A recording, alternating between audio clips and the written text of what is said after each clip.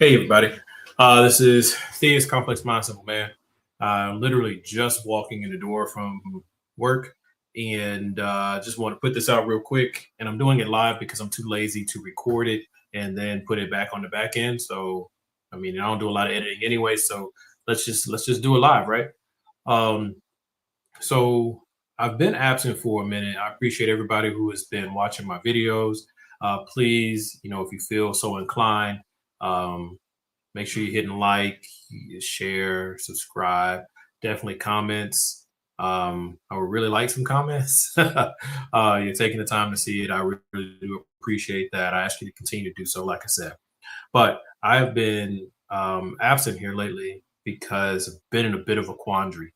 Um, if you were checking me out on Radical Truth to Power, Saturday Night Vibes, my prior content, check me out with Tracy on Tracy Media LLC, and you guys will know that leading into the electoral period, which is what we're in now, I'm normally speaking on a political bend about um, harm mitigation, basically, yeah, just kind of do less harm. And that has been my position leading into this. And like I said, I've been away for a second because I couldn't come up with what kind of content to even put out. I'm going to continue to talk about third parties because I do believe that when it comes to what's ultimately going to help politically in this country, it will be a third party movement. And I'm going to continue working on that, expressing my ideas. There's going to be one coming soon where eventually, anyway, I don't know about soon, where I'm going to talk about AmeriCare, which is like my idea for universal healthcare plan, where I'm not just talking about, the bright and shiny pieces, but really talking through like what would it look like to even try to get something like that in place and what we would do with it. So that will be coming eventually, right? Um, and this is not my normal time to go live, so I appreciate anybody who does tune in, who's out there. I'm sorry I didn't make any advance notice. And like I said, it's going to be short. It's going to be pretty short, but I'm just going to go ahead and say it, man. For well, let me back up a little bit. So like I said, leading into the political period. Hey Anna, hey Parker. Leading into the political period, I'm usually on risk mitigation, right? But what I'm going to say right now is, look, guys, we're in it. Okay. Um, for years, I have been talking about how do we try to not be in the situation that we're in. I don't have a large platform. I haven't been heard, but there's been others out there who talk like me, and hopefully they're being heard. But that was all to reduce the harm. Okay, that was lesser of two evils. Blah blah blah blah blah. All that good stuff. Um, but now we're in it, and I think it's too late for right now. I think all we can do right now is prepare and build. That's it. So I am taking a position which is completely different than anything I've ever done in my adult life. But I will not be voting in this electoral season. I'm just not going to do it. And yeah, it flies in the face of a lot of things I've always said. But like I said, we're in a different time than where we were. And I'm looking at things and I'm saying, hey guys, um, we're in a moment where the Democratic Party, I personally am not enthused by them. I do like what I'm seeing with the DSA candidates and all those things. So I am not encouraging anybody else not to vote. I'm just telling you what I'm going to do. And my reason for it is because the more I scratch the surface where we are in this moment, the uglier things really are. So I am doubling down on my efforts with building a third party, working with existing third parties, trying to enhance those platforms, working with Tracy to learn more about those things. And as I come in contact with the candidates working on those things, so my political efforts aren't going to stop. It's just that I don't see where I really am. It won't matter what I do, me personally, in this particular cycle. I need to put my energy somewhere else. And I know it doesn't take a lot of energy to go vote. Okay. But it's more about what I'm trying to signal. Okay. We have a situation where your vote has been diluted, and it's our own fault as a nation that has been diluted as much as it has. But you have politicians who can't even tell you what's happening behind the scenes because they're signing NDAs. So they can't even tell you that they've been told they can't talk. Their donors have said, we'll give you this money, but you can't talk, right? We're in that environment.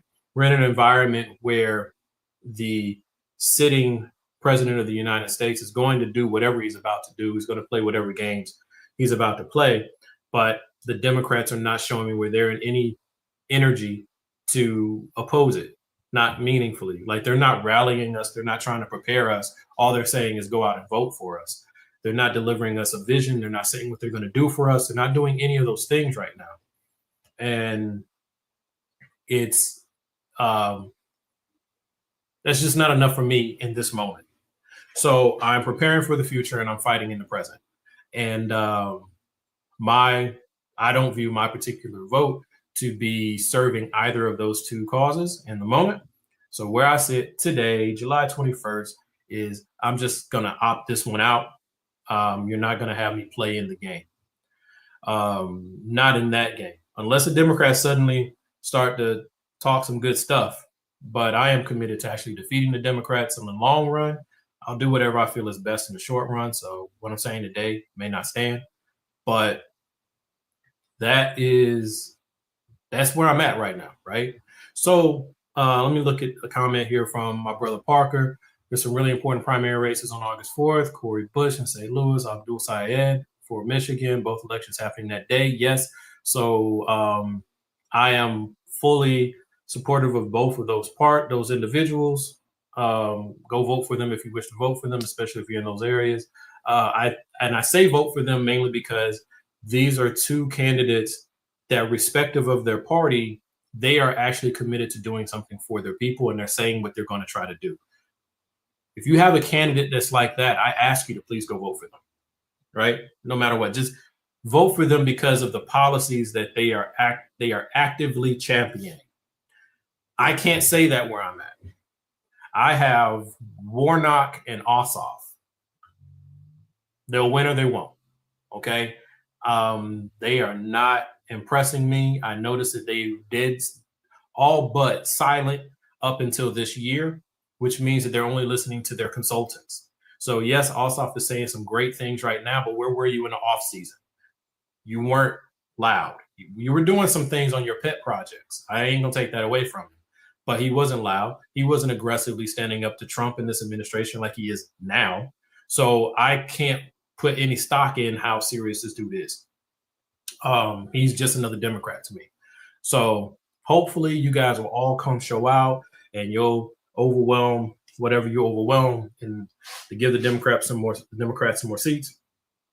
But I am thoroughly disillusioned in that two-party game because I'm watching at the party level the Democratic power base, who actually has power, fighting against the upstarts. In this season, the upstarts are the DSA. Last season, the upstarts are the progressives. So it's just a repeating thing. Next season, it'll be somebody else. So, yeah. So I'm going to try to defeat the Democratic Party. Now, in the meantime, guys, if you believe in just pushing through with your vote, I ask you to just do that. Do what you believe in. Always focus on what's going to move you closer to what the objective is that you're after. My personal objectives are such that this won't right now. So I'm just working on some other. Sorry if you can hear me. I kind of froze, but I'm working on some other things at this moment. So it's not like I'm sitting still. I am working on some things. Making his heel turn. Yeah. I guess, bro. To me, when I think of that, because I'm not really well versed in the wrestling lingo, that's like when the good guy becomes the bad guy, right? But it's something a little different for me. It's more like it's a more rebellious thing. is what I'm saying. I am aggressively, actively looking for what will replace or what will come out of the chaos and confusion that we are in right now. Because at the end of the day, something will come out of this. So I want to focus on that. I want to talk about that. The Democrat versus Republican versus third party versus independent. That game is gonna go on regardless of what I do. But being in a position to help people who are providing support to caretakers, providing support to young students, um, setting up the term just escaped me, but you know what I've been doing for years, the continuous giving campaigns. We call it something else though, but it's making sure that you're able to help people as this thing goes sideways. But as I said in the prior video, I'm still doing that, but I'm not going to do it the way I have been doing it. Now I'm doing it with the people I already know are committed to doing something. If you ain't worried about nobody else, then unfortunately I'm not worried about you right now. We are in a dark time, and so we need to put together some energy and do the work, right? Do the work now so that we can have something better when we come out of this. And that is just where I'm at right now. Um, Yep, most of us, yeah, we simply don't have these options, right? But if you do, support them if that's what you wish to do, because you're in my view, by supporting people like these two, Corey and Abdul, you're supporting the energy of what has to come. But if you don't have those candidates to choose from, if you just have more corporate Dems or more corporate Republicans and whatever, and none of them are actually saying, what can we do for Americans? What can we do for America? Then I don't care which one of y'all wins because it's the same. Because neither one of you are going to actively resist the administration. So if the Democrat won't resist the administration, and the Republican won't resist the administration, then it doesn't matter which one of you win, because the same thing is going to happen. We know the game.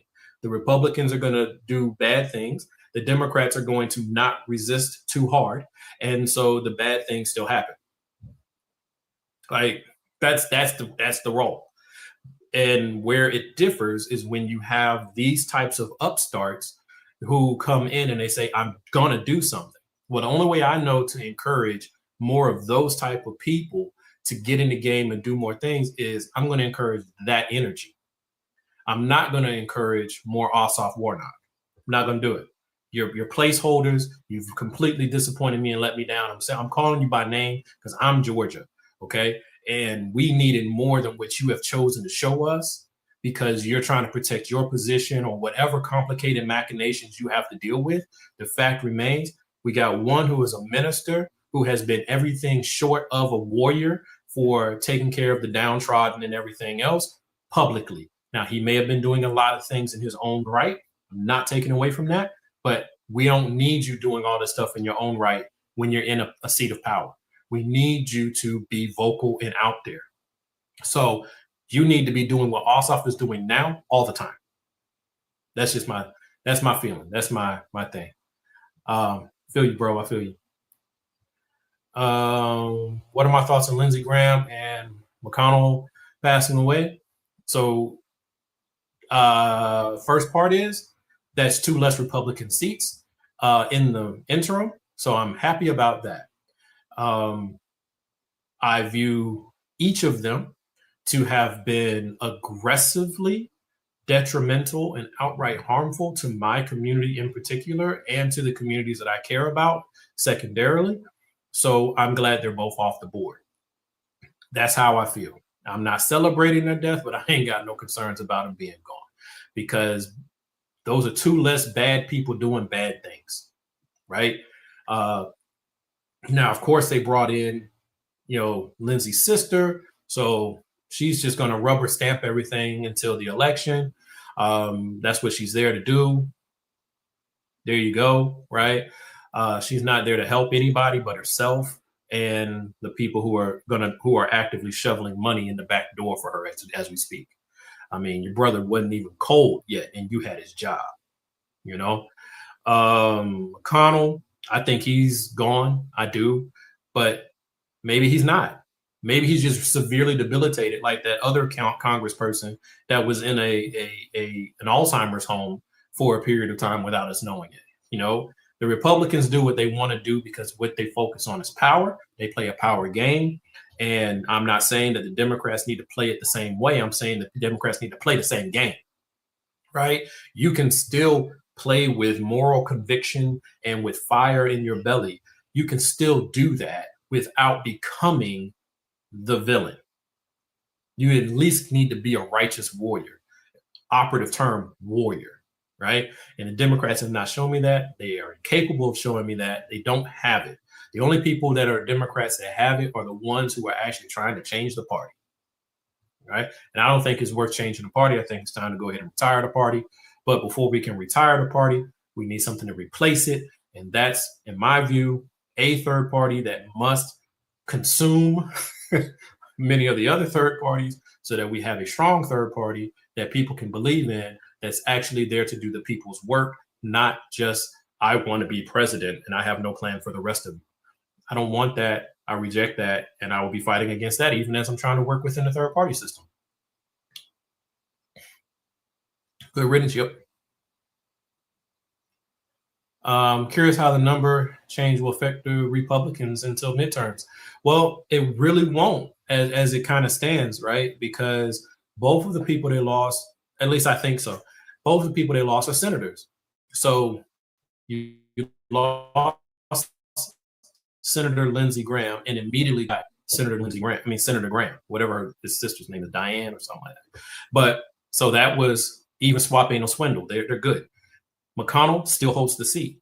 He wasn't voting before. He ain't voting now. Nothing changed. So I think nothing really changes there. They're going to try to hold this thing on until, I can't remember what day Tracy gave me. I think it's like August 8th or August 6th, something like that. They're going to try to run the clock out so that the governor, once again, a Democrat who is playing soft, the Democratic governor won't have the ability to force an election. So that's on the Democrats. They're not playing hard. That's why I'm just done with the party as a whole.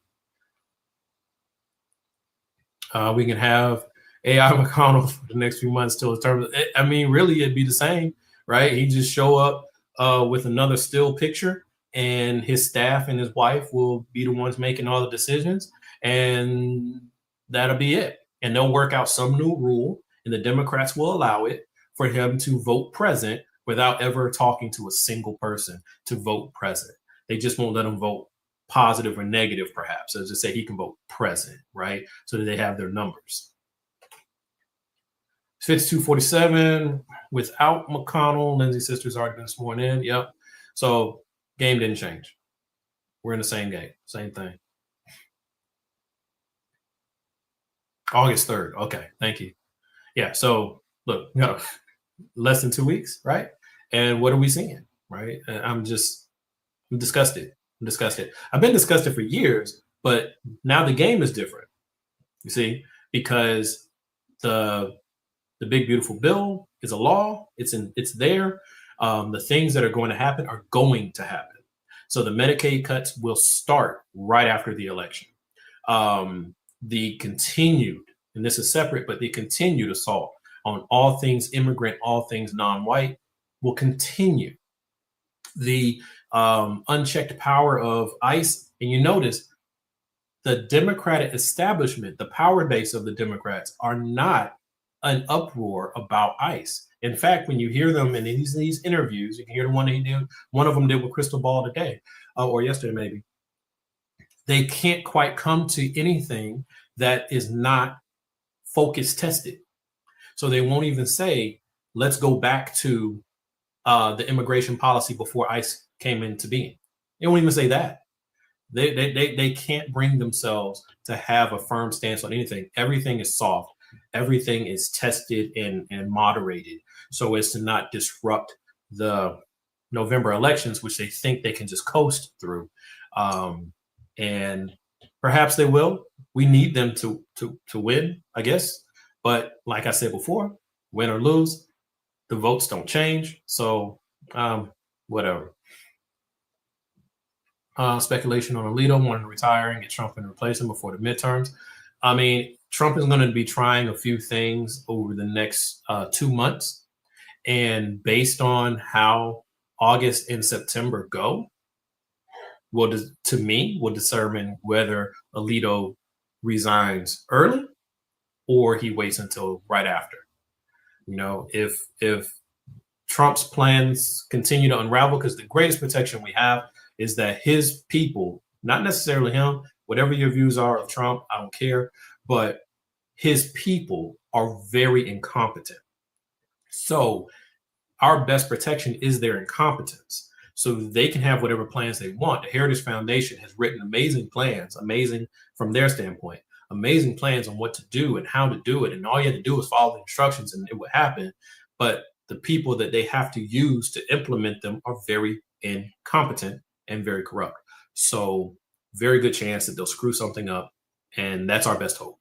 So if they do screw stuff up, if they are doing that bad, then Alito will retire, I think, because he doesn't want to risk there being a landslide and Trump losing his ability to replace him. Because Alito definitely wants someone like himself to replace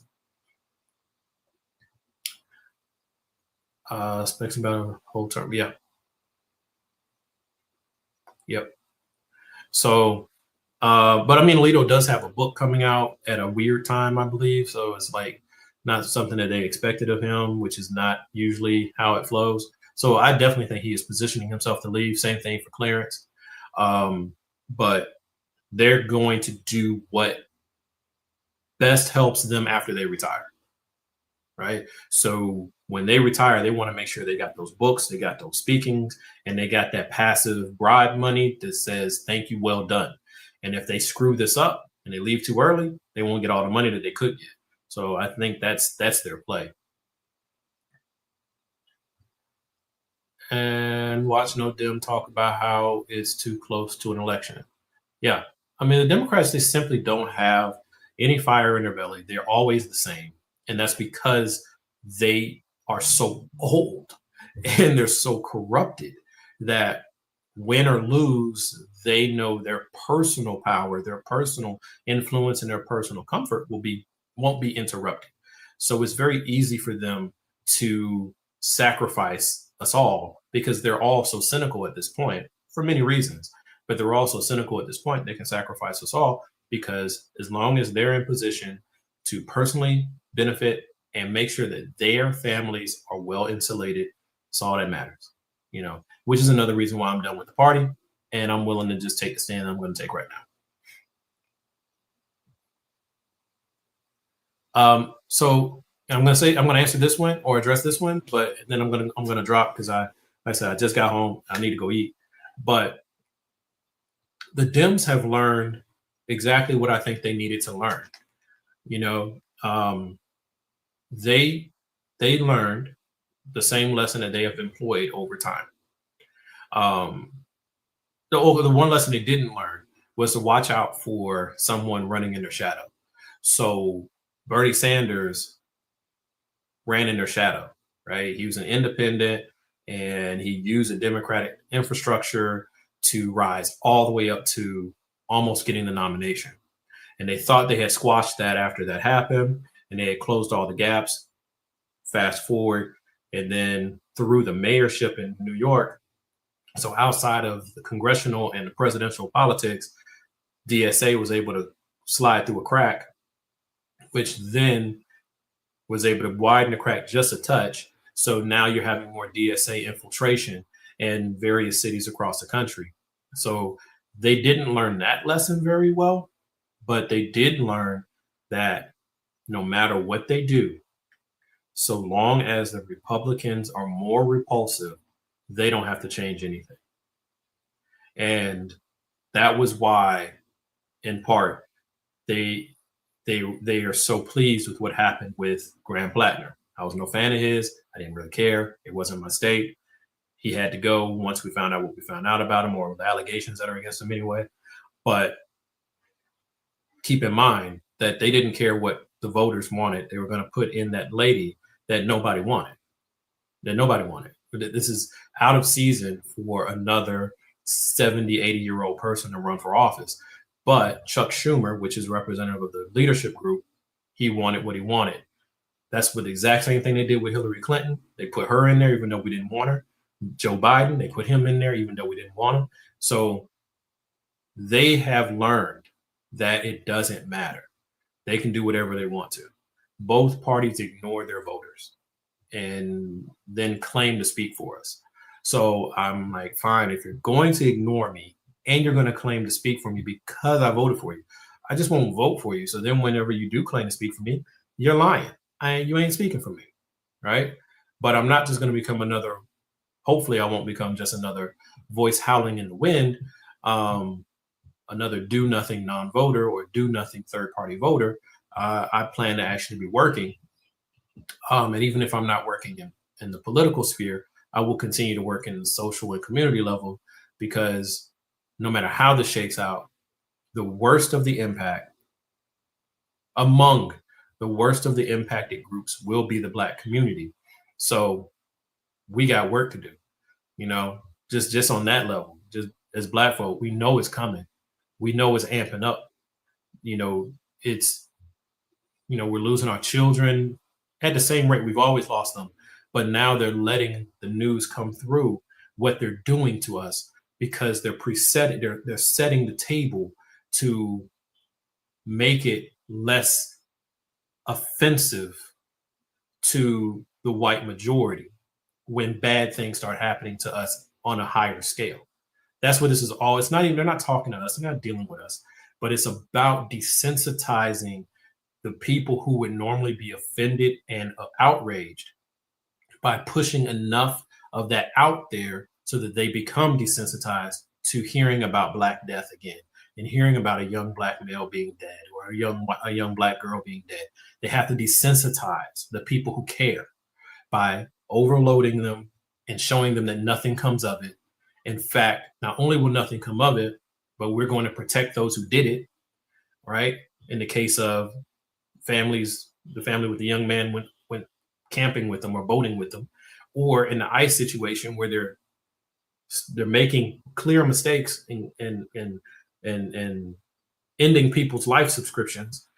But the response was, no, we're not going to hold them accountable. You're not even allowed to investigate them, right? So they're helping themselves by showing it to be futile to care too much. That's the game. That's what's happening. And I've seen it before watching it through history. I've seen it before growing up through the 90s, and I've seen it before as an adult coming through the 2000s. So I know what's coming. I see what's coming. It's here. And I'm going to try to be about my business to save as many of my boys and girls as I can, you know. All right. So thank you, Parker. Thank you, Anna. Thank anybody who happens to see this. I know, like I said, my message is a little bit different than what you're accustomed to hearing from me, but hopefully I explained myself decently, well, moderately, well, whatever the right word choice is to say I did okay. But hope you guys have a good night, and thank you so much. And this is Complex Mind, and I'm just thinking out loud.